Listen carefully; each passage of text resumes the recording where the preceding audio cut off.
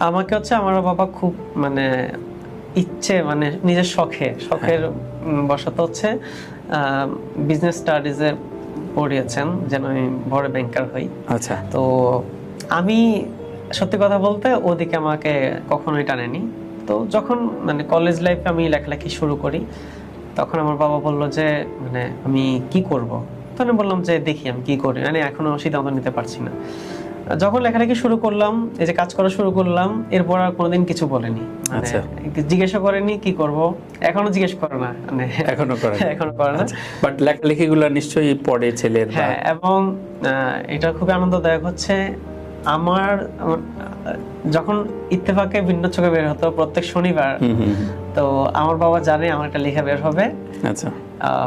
তিনি হচ্ছে এলাকায় পত্রিকা আসলেই উনি হচ্ছে পাঠাগারে যান, গিয়ে নিজের ছেলের লেখাটা পড়েন। আচ্ছা। এবং আমাকে কিছু বলেন না যদিও, হ্যাঁ, হ্যাঁ, বাট উনার চারপাশের মানুষজনকে দেখান আর কি।